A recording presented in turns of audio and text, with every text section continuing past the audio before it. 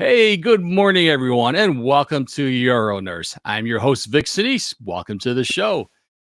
If you're watching us live, great. Glad to have you on board. Be sure to hit that subscribe button. Also, go to check out our website if this is your first time seeing us at euronurse.com, where you'll be able to see more about the show and learn more about the show and about all of our 100 past episodes. That's right, 100 past episodes that you can check out. Want to listen to us in your car? No problemo. Just go to our Euronurse Plus area where you can check out our audio podcast on any of your favorite podcasting apps. This week, we got a great show. It's going to be talking about PSA, and this is one of our contact hour presentations. So at the end, you will be able to go to our website and find out information to receive your one contact hour. And with that, let's go ahead and bring in our experts. Welcome to the show. Hey, John, welcome. How are you doing today? Hey, good morning. Nice. All right. John and I were talking earlier. He just got back from a cruise. I'm jealous. I've done a lot of cruise. I mean, like in the 30s of cruises, but never cruised Europe. I've always traveled by plane there. So I think that's a great way to see Europe. Anyway, I'm Vic Sinise. I am your host. I've been with the show forever, started the show, created it, and been in urology for the past 40 years and just love to be able to give back. Interesting story. Hope everybody's had a great 4th of July. I was lucky enough to have my grandkids from the Florida area, 6 of them come in, and I've got 2 of them that are gymnasts, and we were out on the boat, and you can see why they're gymnasts. No matter what wave I hit, they could hang on to anything. That gymnastic training, that core strength, they did great. So I guess they give up gymnastics, they can try the rodeo. It was a lot of fun seeing them for the short weekend or the short week. All right, John, welcome. Give us your introduction. Well, happy July 4th weekend. I am passionate about helping urology practices succeed so they can reach maximum clinical and financial efficiency. And to that end, I created a thriving urology practice Facebook group where we crowdsource practice management solutions for everyone's benefit, and it is all for free. I frequently speak on the topics of coding, billing, revenue cycle management, marketing, and how to run your practices more efficiently in the era of declining reimbursement and rising overhead costs. I just spoke at the AUA annual meeting and the Texas Urological Society meeting recently, and I will be at the South Central Section AUA meeting in October, and finally, Urology Advanced Coding and Reimbursement Seminar in December. I am John Lynn, a private practice urologist in Gilbert, Arizona, and I look forward to our discussion today about PSAs, something that hopefully will be less mysterious to you after the presentation. Back to you, Vic. Great. Now I got to ask you, I see you got a logo on your shirt that I don't recognize. Usually it's the Sunshine Urology. Sunrise Urology, yeah. So what's this one? This is Northern Arizona University. Oh, okay. Very cool. All right. Well, let's get with our show right now, and we're going to bring on our speaker and go ahead.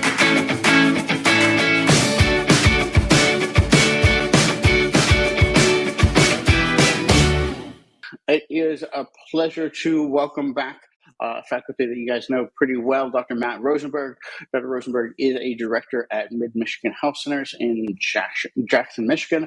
Matt, welcome. Glad you're here with us today. Simon, thank you so much for inviting me. My pleasure. Always good to work with you on these. Here's Matt's affiliations and his disclosures.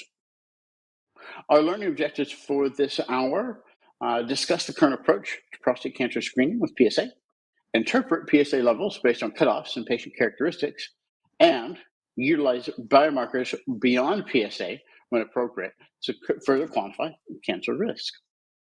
All right, that does it for me for right now, Matt. I'm going to go ahead and hand it over to you. Let you get us started here, and I will see you back with some questions about halfway through. All right, Simon, thank you so much. And I want to thank everyone for taking some time this morning to listen to a talk. And, Simon, you and the group are nice enough to allow me to go unplugged on this session, really just talk about what I've learned in the world of prostate cancer screening. And, let's start with it's tough. I mean, there's a lot of information, maybe some misinformation, confusing information on what we should be doing for prostate cancer screening. from a primary care standpoint. And as you know, I'm a primary care provider. I have a background in neurology, so I probably know a lot. I know a lot about this. I probably know more than most of my colleagues in primary care because I studied this. And my goal today is to really open up the lines of communication. I'm not going to tell you what you should do, but I'm going to give you the information to understand what you can do to help your patients. Now, the title of my slide, or my slide set, my presentation today, is Evaluating for Prostate Cancer, the Good, the Bad, the Ugly. And Simon, the more I think about this, I probably should have started it, the bad, the ugly, and the good. Because we're going to start with talking about what is prostate cancer and what is the problem that we're having. And then hopefully at the end of this, I'm going to give you a solution for what you can do to help your patients better in your busy clinical practice. And, I like to start a talk by giving you my conclusion. And I'll talk about this at the end, at the conclusion. And the conclusion is prostate cancer screening is very, very important, but it has to be done correctly. Now, why is it so important for the audience that we're talking to today? And that's because primary care does the majority of prostate cancer screening. The PCP, the primary care provider, does 90% of the PSAs that are done in the US. And that's data consistent every year. And the reality is screening is going to start with us. And it's very confusing. It's very confusing, and we need to know how to do it right. So let's start with the basics right now. What is prostate cancer? I mean, we all know about it. We all hear about it. It's the most common non-cutaneous cancer in men at just under 300,000 incidents a year. It's actually way above lung and bronchus. Its mortality is just over 34,000, so for a percentage of 12%. So lung and bronchial cancer causes more death, 55% mortality. But prostate cancer is number 2, and it's not a far away number 2. So unfortunately, a lot of people die of prostate cancer, but when you get that overall number, the percentage is low, with a mortality of about 12%. And when we look at the risk of being diagnosed with prostate cancer in your life in the United States, I'm sorry, I just went too many slides, it's about 11% with a mortality of 2.5%. So yes, a lot of people get this, but most people don't end up dying of it. And here's a very interesting data. I just looked at this. I saw the paper just about a month or two ago when I was looking at the ethnic differences with prostate cancer. And different ethnic groups are more at risk for this. And we need to be aware of this. The mortality in African American males is much higher than others. So the question is why? Why are they dying more of prostate cancer than others? And again, that's going to lead us to the answer at the end, that appropriate screening is just that. It's appropriate, and we should be doing it. We should be doing it in the right patient. Now, as I mentioned, PSA is ordered mainly by primary care. We're the 90% of the ones in the US. In different countries, it is different. Now, what do we know about PSA? Well, PSA was developed in the late 80s. It was actually developed to follow prostate cancer. It wasn't developed to screen. And then I think it was University of WashU, in St. Louis is where it was developed. And they realized that it actually can be useful in screening. Now, PSA is prostate specific. The elevations occur with cancer, but that actually has a very poor sensitivity. It can also go up with BPH, benign prostatic hypertrophy. It can go up with prostatitis, with trauma, instrumentation. And here's a very interesting fact for all of us that we should know in our clinic, is it doesn't increase with sex or DRE. We were taught that years ago. It was actually an urban myth. We thought it went up. It actually doesn't. And patients will ask about that, but the reality is it doesn't go up with sex or DRE. A very interesting point here is this second bullet, 15% variation week to week. What does that mean? The PSA will go up and down. It actually varies depending on the assay. So if you have that borderline PSA and you're questioning what to do with it, the new rule is to check it again if you're going to check it because of that variable week to week. And I've certainly seen that in the clinic. And that's kind of we're paying a lot more attention to that than we did before. But the reality is when you look at this slide and the information, the PSA is as I titled, is not a great test, but it's a good test because it does give us information about the prostate. We started using the PSA in the late 80s, early 90s, and we started screening everybody.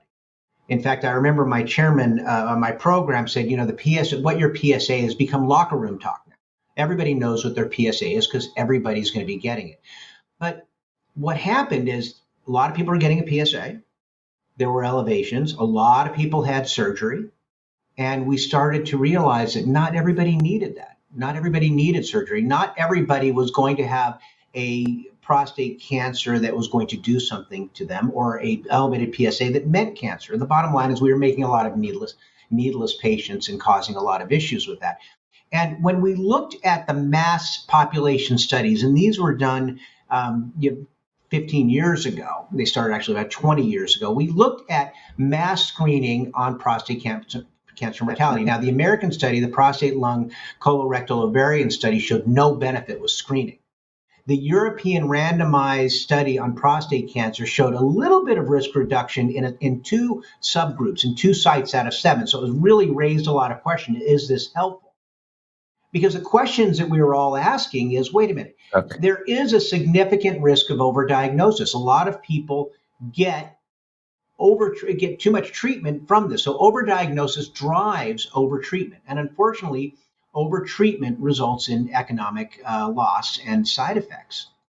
So when we have a limited test, which is the PSA, because it's not specific, we end up with a high false positive rate. Now let's look at the numbers. From this slide, you see over 1 million prostate biopsies performed annually in the US. Well, remember the data I just showed you a minute ago? There'll be under 300,000 men diagnosed with prostate cancer. 12% will die of prostate cancer. But 1 million biopsies, that means there's a lot more biopsies than patients are getting affected. And a lot of the biopsies have a low-grade indolent cancer, which is what we know as a Gleason grade 6, or no prostate cancer.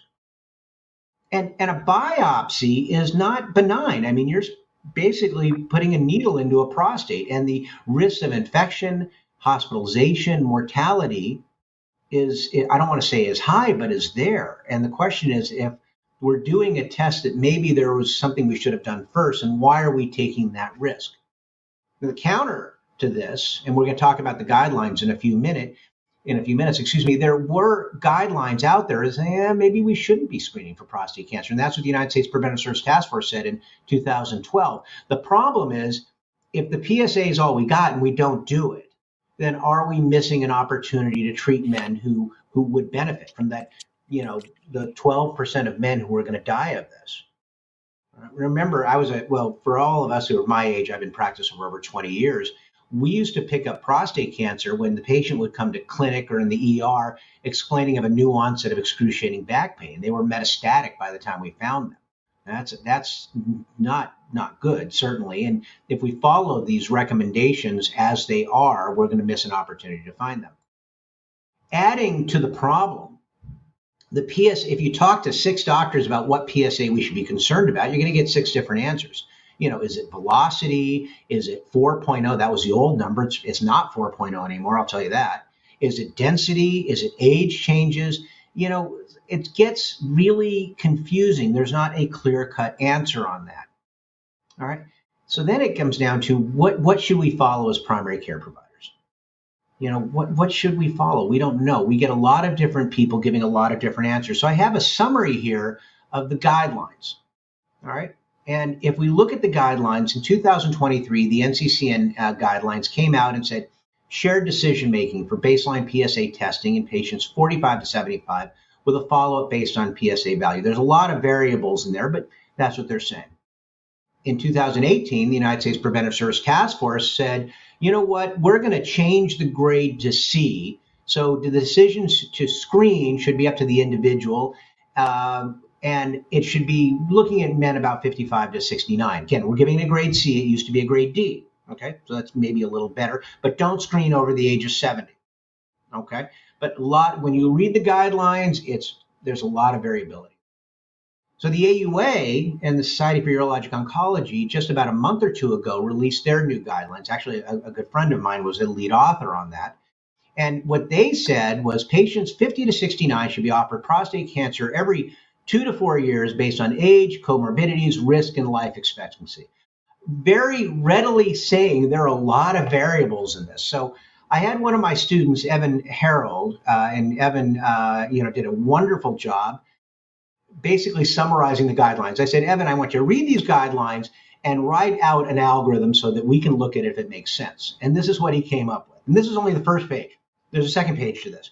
And I'll be honest with you, he's showing me this, and we're both cringing.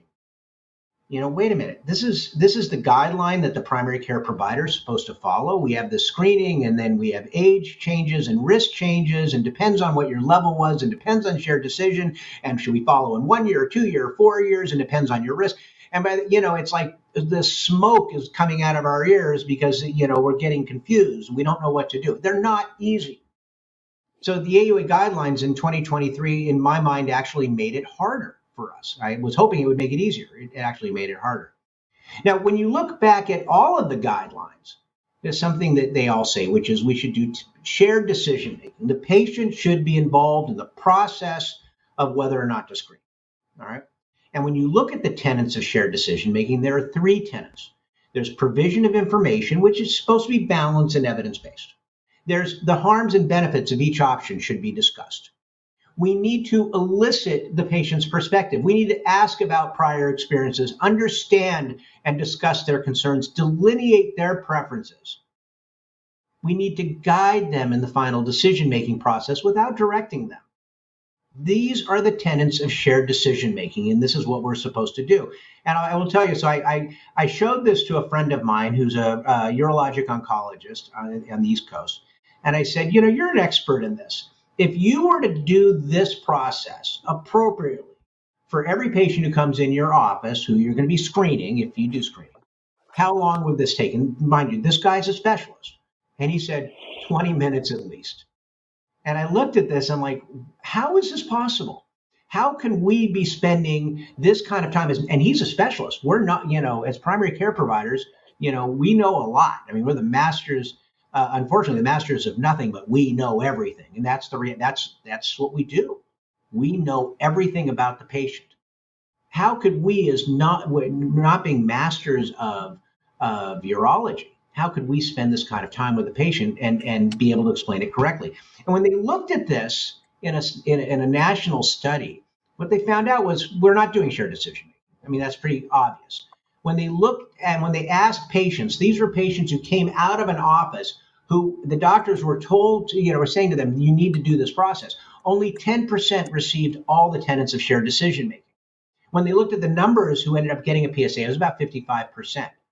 Only 22% understood that some doctors recommend the test and other doctors don't. And they were only 14% were informed that no one's sure if PSA's testing is saving life. So the reality is, as wonderful as the concept of shared decision making is, it is not useful in a primary care office. We can't do it. It's not feasible for us. So when I look at the guidelines, all 3 of them, and I say, you talk about shared decision making, that makes it too hard for us to be able to do it appropriately. And unfortunately, what happens, when we take the unnecessary procedures and the poor consensus on the PSA and the patient complications and the shared decision making, we put that in the meat grinder. These recommendations to not screen sound pretty darn good, and I'm not going to do it because I can't get to the process of doing this correctly. Remember, we're still on the ugly and the bad part here. We're going to get to the good part. But the question is now, what if the recommendations are wrong? We have to scratch our head on this. Okay, we're saying don't screen. What if the recommendations are wrong? And this paper from 2015 in JAMA is really important. It's a wonderful paper. And I want to read this paragraph. I don't want to read slides, but I want to read this paragraph.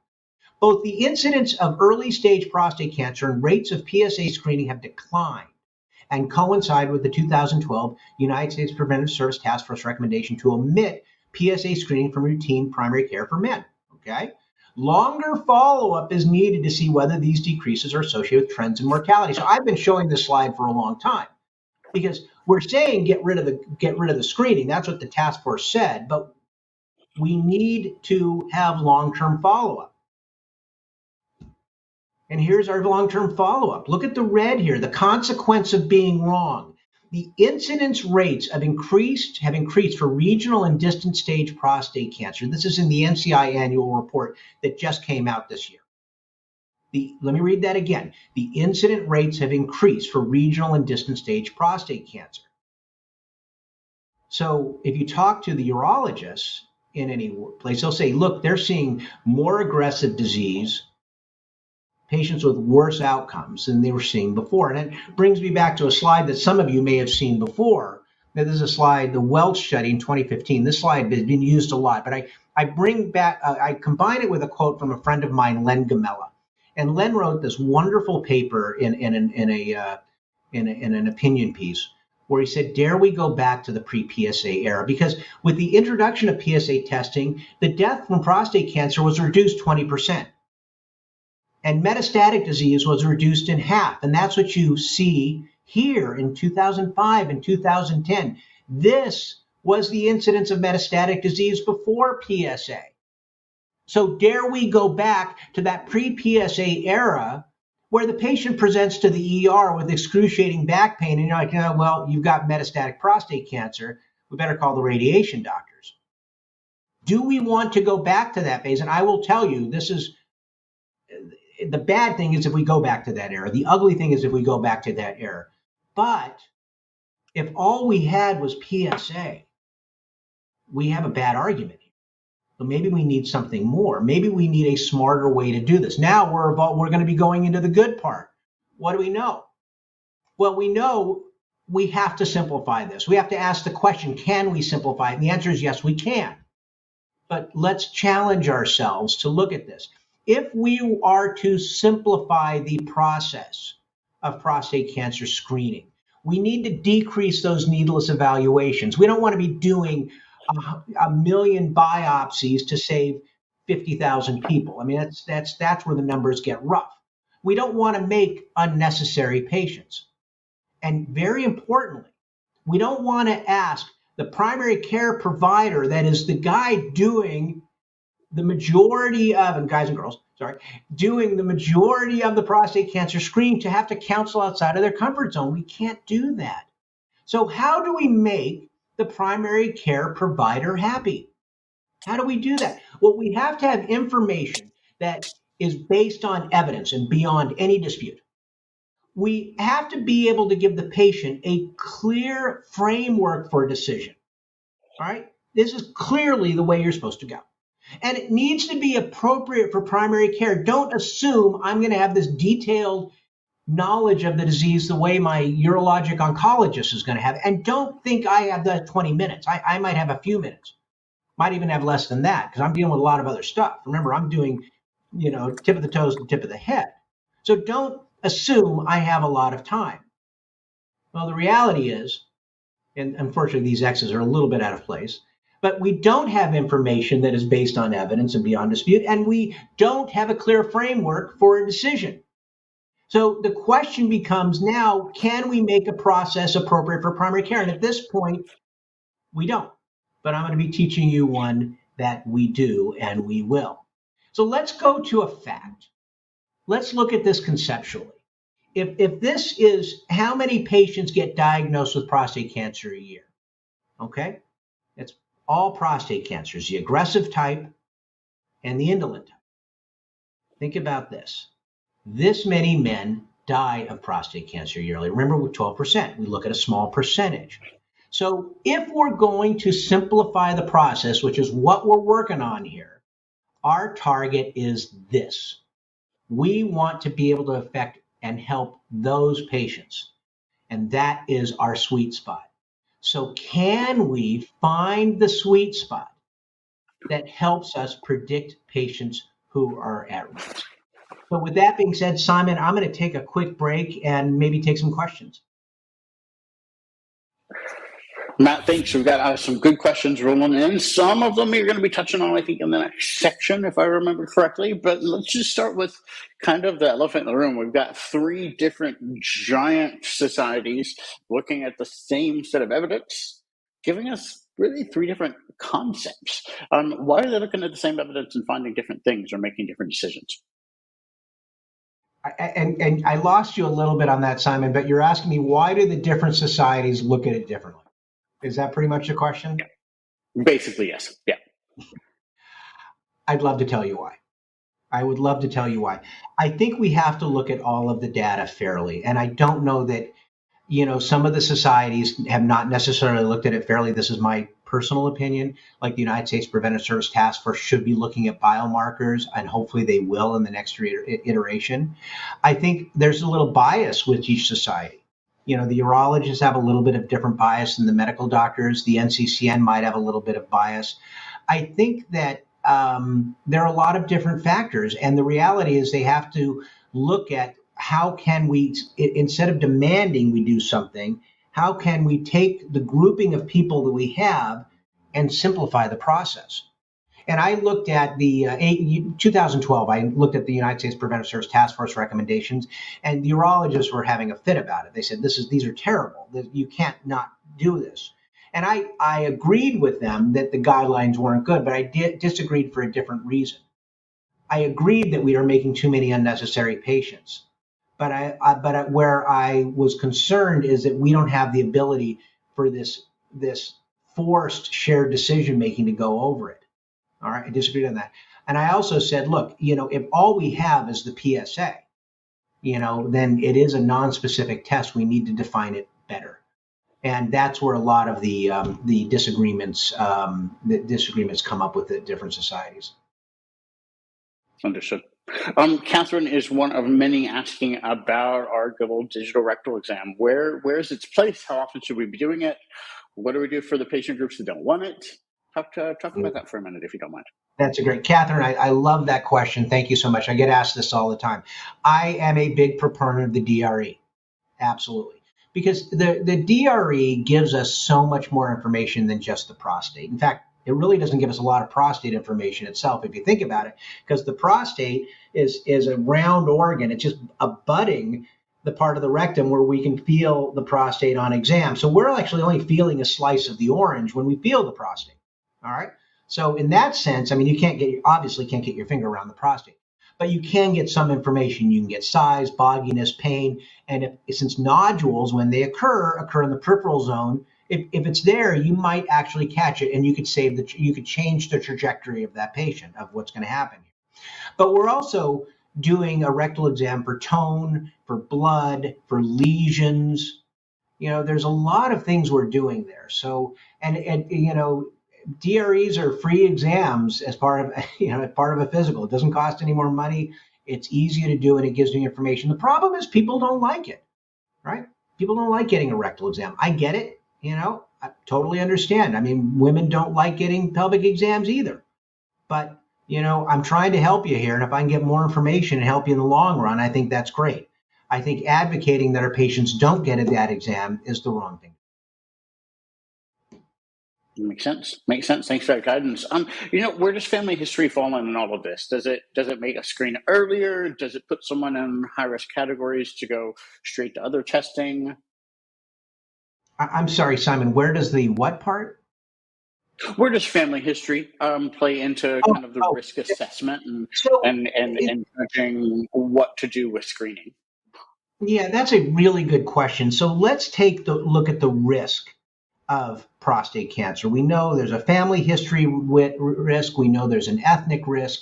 So does that change things? And it may make it that we start screening a little earlier. In fact, I'm going to show a guideline where we say if you have enhanced risk, maybe we want to start a few years earlier.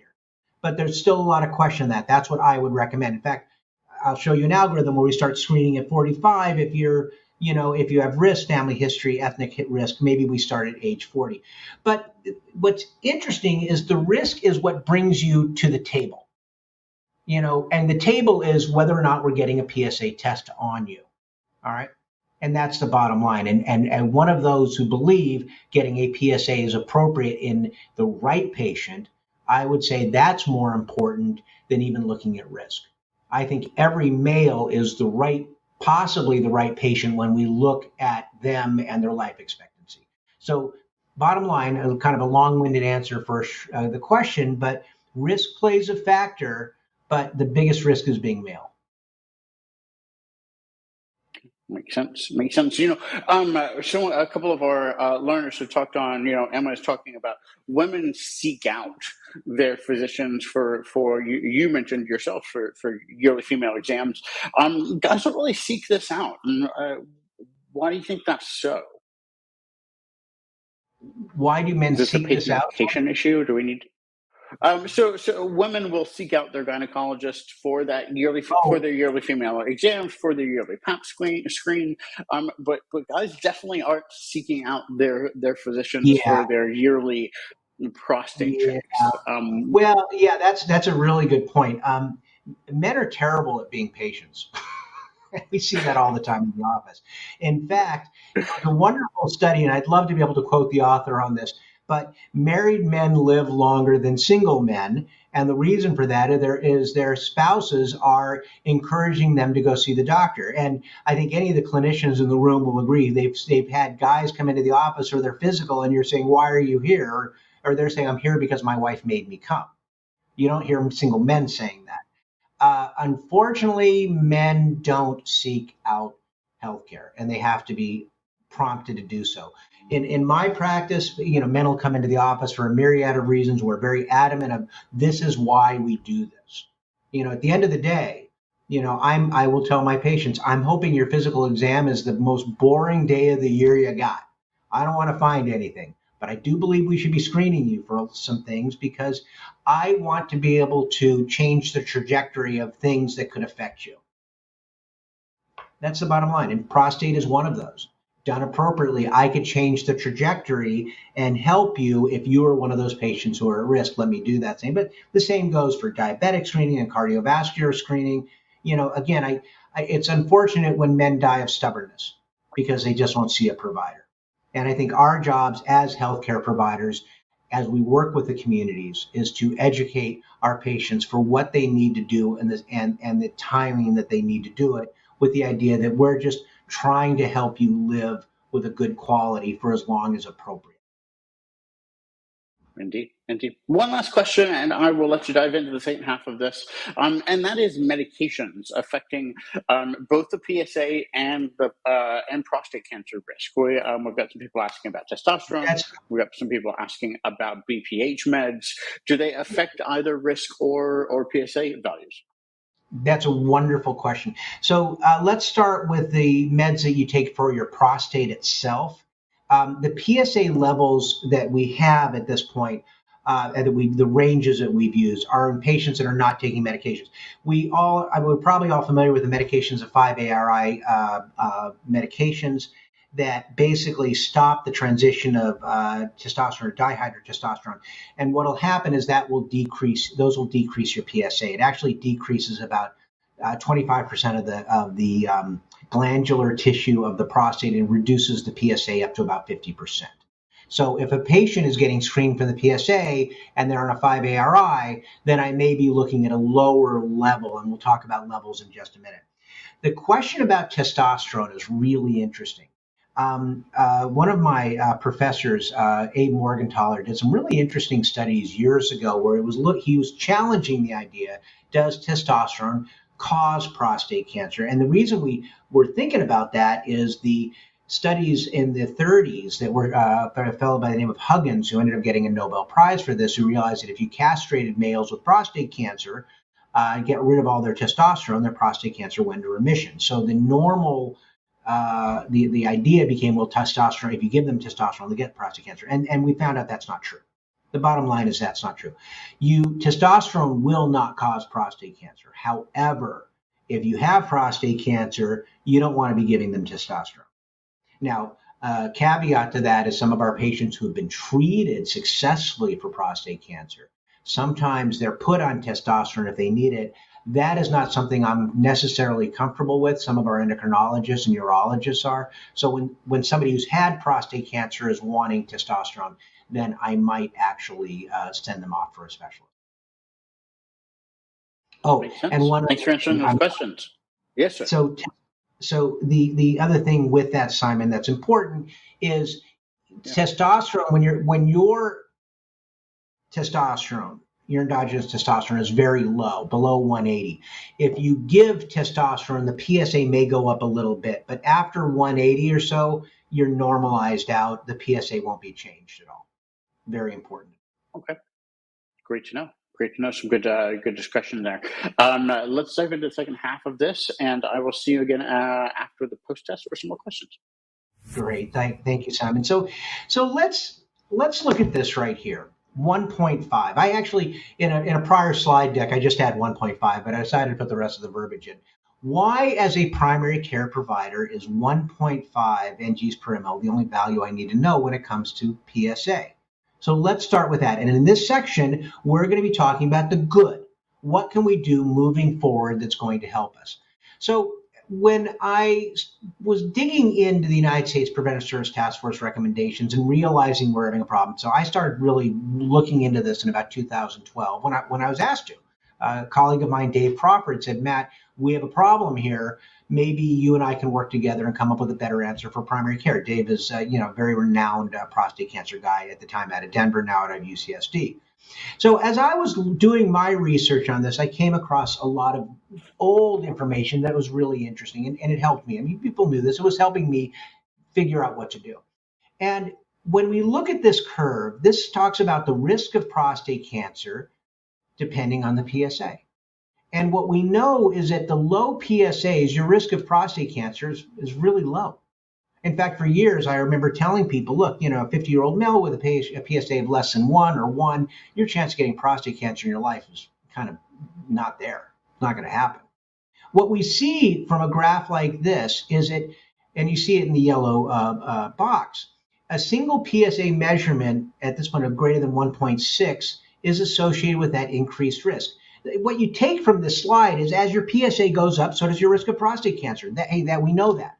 But at 1.5, it seems where it's kind of starting and becoming, I don't want to say significant yet, but it's catching our attention. And there's another study, this was published in one of the British journals in 2009, really interesting study. It basically showed your pre-test probability and your post-test probability depending on your PSA. And for a PSA of 0.5, of 1, of 3, the risk was really low of getting prostate cancer in your life. When the PSA started to go up, your risk went up. Okay, that's pretty logical. All right? It's pretty logical if you think about it. All right? And then this was a study, this was actually by my friend Dave Crawford. He did this out of the Henry Ford system here in Michigan. And what he looked at was, as you see from the title, the 5-year diagnosis rate based on initial PSA. And if your PSA was less than 1.5, your risk of getting prostate cancer is 0.51%. It's very low. But if it's in that early warning zone, and that was the title of the paper, between 1.5 and 4, it went up. It was a 15-fold increase in the general population, 19-fold increase in the African-American population. And when they put this on a curve, they found the maximum sensitivity and specificity is 1.5. So this number keeps coming up as you look at the data, and it makes sense because that's when the risk starts to go up. Now, I think I know what everybody's thinking right now, which is, come on, Matt, PSA 1.5 is really normal. I mean, everybody has that. So why is that going to help me? Well, I thought so too when I was looking at it, and I did a little study. I called a colleague of mine at the Bioreference Labs in New Jersey, and I said, I want some data. I don't need names, but I want to know how many PSAs you processed through your lab last year. I want to know the patients between the age of 40 and 75 who only had one, because if they had more than one, they were probably looking for something. And I want you to just give me a spread. And they came up with 217,000 patients with a value of 0.01 to 5,000. Well, 5,000 is kind of nuts. So I dropped it down to 0.01 to 10, and it only actually dropped off a little under 1,400 patients. And this is the bell curve right here. And the reality is most of our patients have a PSA less than 1.5. Only 27% actually have a PSA of greater than 1. Kind of interesting there. So the patients who are at this initial risk, right? PSA greater than 1.5, it's only about a quarter of the patients, all right, who have a risk of maybe something's going on. Let's hold that information for a minute and look at another piece of information. When we look at your new cases of prostate cancer, they tend to come up between about 45 and here you see about 75. You see that curve there. You see it peaking around here. So understanding the age when people get prostate cancer is important for us if we're to simplify the screening process. So far we have 1.5, that's kind of a simplified number. And we have an age as a simplified number. And then this comes to the key point here. Who am I going to screen? And this is where I disagree with the guidelines. The guidelines all give us age. I agree with the starting age, but the ending age I don't necessarily agree with. I would ask any age patient, are you healthy enough that I would treat an aggressive prostate cancer if you had it? Now, I'll give you an example.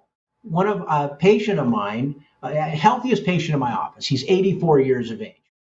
He is an internationally ranked triathlete. I mean, the guy is the most amazing specimen of a human being I've ever imagined. I expect him to be running triathlons in his hundreds. All right, crazy healthy, right? So, would I check his PSA? I would, because I'm expecting this guy to be around.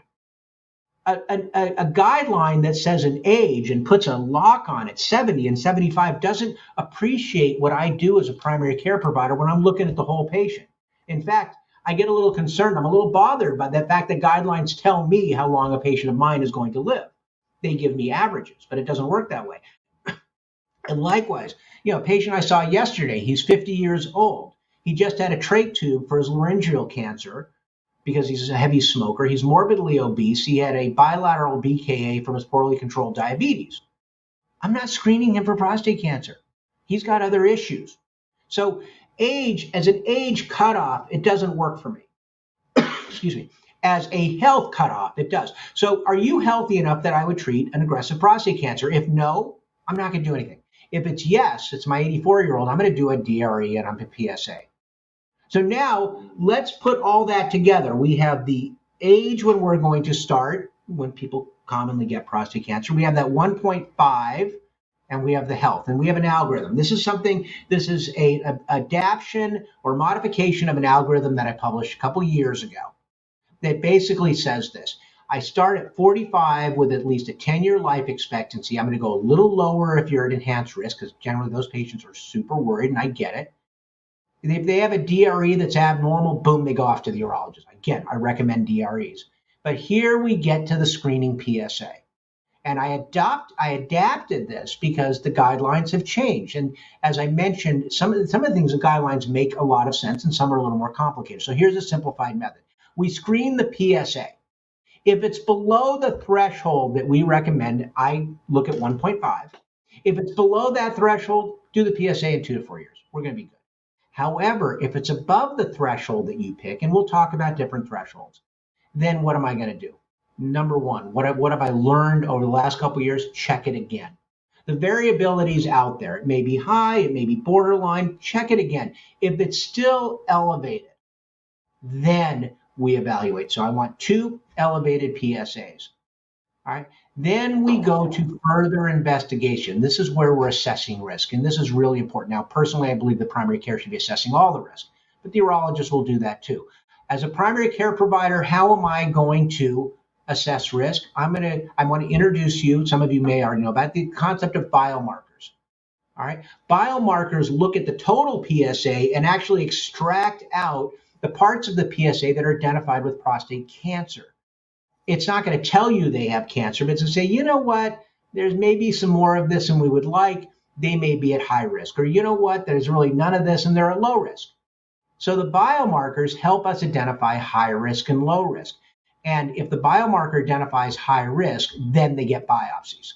So instead of going from screening PSA to biopsy, we go through this process of repeating it twice, getting a biomarker, and then considering a biopsy. And I showed some data at the AUA a year or two ago that basically showed that when we follow this algorithm, we were actually able to decrease our referrals for biopsy by 40%. Let's think about that, 40%.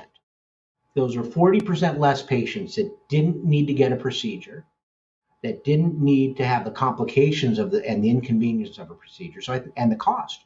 So we're really doing the right thing. We're still following them and making sure that everything is stable, but we don't just jump to a biopsy. So this algorithm is really, at least in my mind, what we should be doing. Now, what I'm working on in my next step, just to give you a little preview, is I think this should be in our EMRs. I'm trying to work on putting this algorithm into the EMR to a point that all the primary care provider has to do is decide whether the patient has a 10-year life expectancy and would benefit from surgery if we found something. Then they say, yes, start the algorithm. They get the algorithm, informs the patient to get the PSA, gets a second PSA, gets a biomarker. The doctor is involved only if the biomarker is high. Other than that, they fall off and we repeat it. In fact, another way of looking at this, interestingly enough, is we can put all the power into the patient here. Obviously in the US, the patient isn't the one who screens the PSA themselves. It has to be ordered. But imagine if the patient was informed on this and got the PSA on their own, which they do in some countries.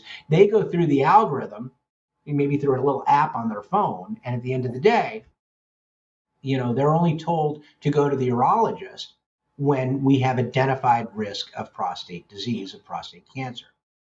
So when we look at the biomarkers, this is what they were talking about. And I want to explain it a little more. Again, what you see here is the prostate. Now, we only measure routinely total PSA, but there's so many other parts of PSA. And again, there are parts of PSA that identify more with prostate cancer. So if we get to see more of that, we identify risk. And the NCCN guidelines have talked about this. And what they basically said, and I'm going to show this on another slide as well, is why is this useful? I mean, the AUA guidelines said this as well, because we want to identify risk for the individual patient, because that helps us identify the high-grade pathology, the risk of metastatic disease. Right? When I deferred 40% of my patients for biopsy, that's because those other 60%, or sorry, the 40% didn't have identified risk for the biomarker. It was low. It said, the high-grade pathology is, the risk of that is low. The risk of metastatic disease is low, right? So we use the PSA almost in the same way we use a blood sugar. And we'll talk about that a little bit too. We screen with a blood sugar. Blood sugar is not a great test. We get an A1C if we want to determine if they're diabetic. We get the PSA, and then if the PSA is abnormal, like the 1.5 we spoke about, then we're going to identify risk with a biomarker, and that the biomarkers that are available are the Phi score, the PCA3, Select MDX, 4K, and the exosome DX. Now, I spoke about the NCCN guidelines just a moment ago. The same thing. Do not use this as a first-line screening. We don't want to. We use the PSA. That's the logical, inexpensive way of doing it. We use the biomarker for patients who we would be considering for a biopsy, but we want to identify risk. And there's another component of this that's important for us, and this is a little more advanced, but this is for the patient who had a negative biopsy and you're considering rebiopsying them or sending them back. I mean, we've all had those patients. They come into the office for their physical. You look under their surgical history. They've had 4 biopsies, have all been negative. And they're like, doc, don't check my PSA. It's always high. They're going to biopsy me again. I'm going to have 5 biopsies. We call it prostatectomy by biopsy. We don't want that. I will bet you that if you, in fact, not even bet you, I know this, those guys who have had multiple biopsies for elevated PSAs, when we look at their biomarkers are low. They weren't at risk. They never should have had the biopsy. We don't want to make a needless patient and then keep making them more and more, or keep giving them more and more needless procedures. We want to prevent that. So the position on biomarkers for the NCCN, they talk about the free PSA. They use 3, and the AUA guidelines use 3. And I'm between. I started at 1.5 when I was initially doing this. It's somewhere between 1.5 and 3, and that's an individual decision that each provider is going to make. What are they comfortable with? All right. What they talk about is the Phi score, Select MDX, the 4K, and the exosome DX. They talk about, again, patients who've had a negative biopsy. Now, granted, those patients may be with the urologist at this point, but hopefully they're with the primary care doc, and you can remember this conversation and say, hey, if you've had an elevated PSA, before I refer you off again, let's look at a biomarker and see if there's assessed risk. So I just have a couple more slides here, but I want to go back in time. In 2012, when Dr. Crawford said, Matt, look at the guidelines and tell me what makes sense for primary care. What should we be doing? I went through the process. I went through what is the process that the patient goes through. Patient comes into the office. They get concerned. They come to the office. They have a history. They get a DRE, a PSA, and if these are all any of these are positive, they keep going down the route and they get a biopsy. Okay. Now, the United States Preventive Service Task Force and other guidelines have said, hey, stop before the DRE and stop before the PSA. Don't do it. That's not right. That's actually wrong. That's throwing out the baby with the bathwater. The intervention should be before the biopsy. So for all this work I've done over the last 10, 12 years, what I've come to realize is that intervention should be before the biopsy occurs. All right, assess risk. So if we're to move forward on this, and this is the really good part, I start with all the bad stuff. PSA, when we use PSA, we want to use intelligent and personalized decisions. We want to avoid the PSA in test in men with little to no gain. We want to focus on age, focus on health, focus on quality measure, focus of those on risk. Because prostate cancer screening is really important. Please screen. Do it appropriately. It is important. If it's done correctly, it's fantastic. It's not the best test in the world. It's a valuable test as a first-line test. Just like a blood sugar is a first-line test when we're screening for diabetes. We're not going to put you on insulin necessarily unless your blood sugar is 400, then maybe we'll think about it. But if the PSA is a screener as a first-line test, it just prompts you to go to the next step, and that's where we have the biomarkers, because they improve screening by assigning risk. The conversation starts at 1.5. Whether you're going to tell the patient then to get a biomarker or follow-up, that's when risk starts occurring. So if anything you get out of this talk today, 1.5 is that focused number that you should. All right, back to the Q&A, Matt. I'm going to try to work through this from the screening all the way through that. All right. Well, thank you. That was a great presentation. As you know, that was brought to you by the MyCME people. I will have information on how you can get your one CME from it, but I thought we'd do our own Q&A, let you guys ask any questions you might have, since we have John and I both on the show today. And if you have questions, go ahead and submit those through the Q&A. John, what were your thoughts on that talk as far as that 1.5 is a starting point for prostate cancer screening? Whoops, hang on. I think got you muted here. Let's see. Okay, I'm unmuted now. There we go. Context is always important. Keep in mind, he is coming from the perspective of a primary care doctor and screening and things like that. Us in the urology space, they are the patients that we're seeing are referrals from the primary care doctors. Right.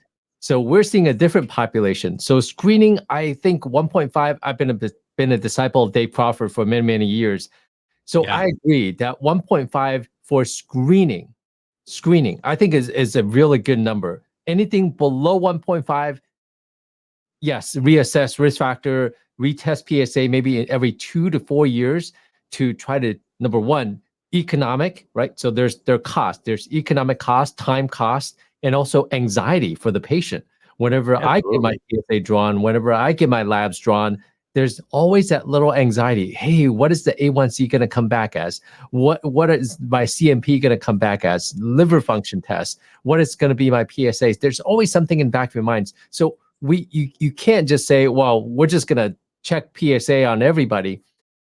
Being selective in whom you test and also how often you test that person for prostate cancer screening is important.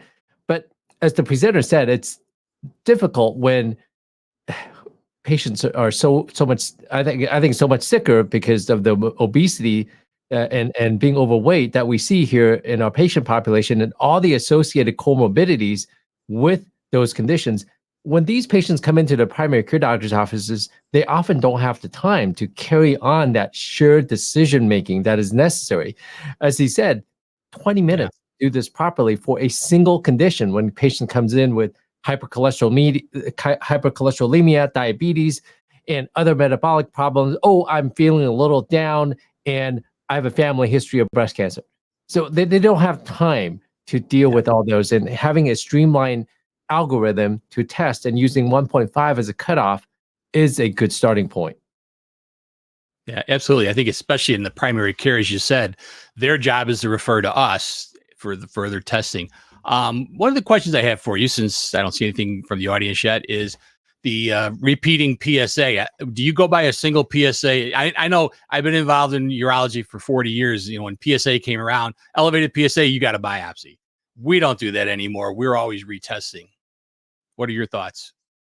So when a patient comes in, this is to the urology office now. Patient comes in with the elevated PSA, obviously get a history, get a family history, do a physical examination. I agree. I'm still a proponent of digital rectal examination, despite some data coming out showing that it may not be as useful as before. But I'm not treating just an elevated PSA. I'm treating the patient, and I'm also asking him about his urinary symptoms, because PSA number is a great marker for the size of the prostate more than prostate cancer, as you know.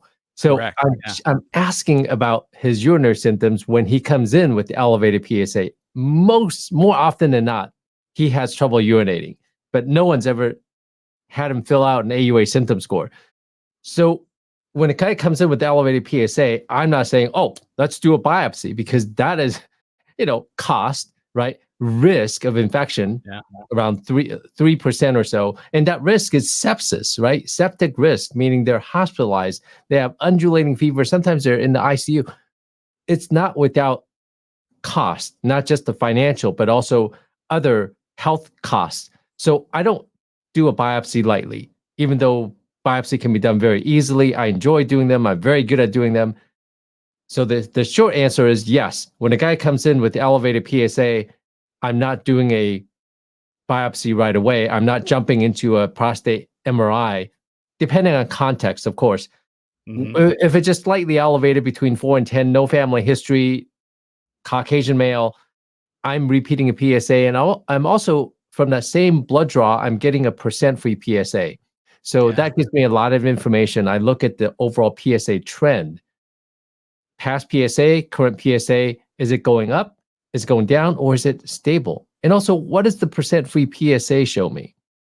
So if it's stable, then, and the percent-free PSA is above 25, then I say, well, can't go through that shared decision-making. Here are the risks and benefits.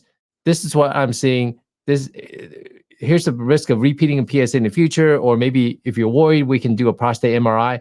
It depends on the patient too. Some guys are really anxious. They want to know more. So I may proceed down the path of a prostate MRI versus someone who's like, I'll repeat that in 3 to 4 months and follow the trend. So it's not just elevated PSA and biopsy. Yeah, that's a good point. I think a couple of things come in here. Do you use the 4K score test? That's one of those biomarkers that it's available. Do you have a preference over one over the other, or? There's so many out there. You can go crazy. Select That's kind of the way I think about it. Yeah. 4K epi score, percent-free PSA. I go by percent-free PSA. It is inexpensive. It does not require any specialty labs. All the labs do it. So I try to keep the cost down for the patient and try to improve that turnaround time for the patient too. Yeah. Due to the anxiety factor. And we order something. We don't always get the labs to do it. Just a PSA with reflex to free in total. So if it's elevated, then they'll go ahead and do the free in total for us. So yeah, I tried, because there are not enough urologists to go around for 330 million Americans.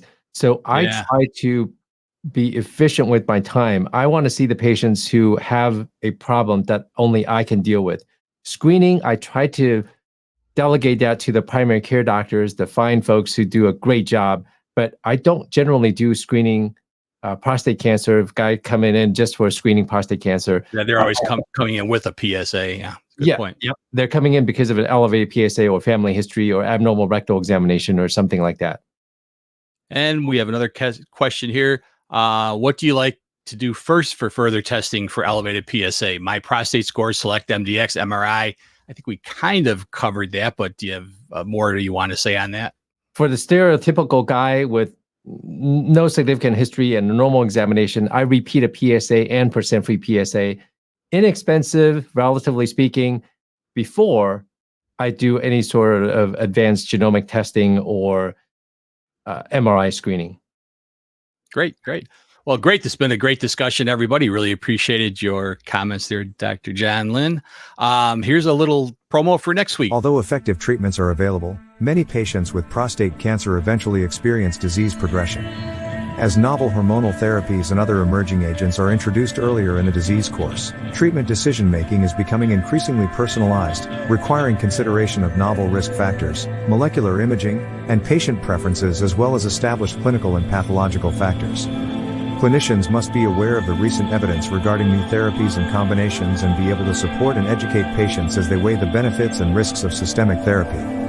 At the completion of viewing this, you will be able to submit for free 1 ANCC contact hour. Join euronurse.com next Saturday.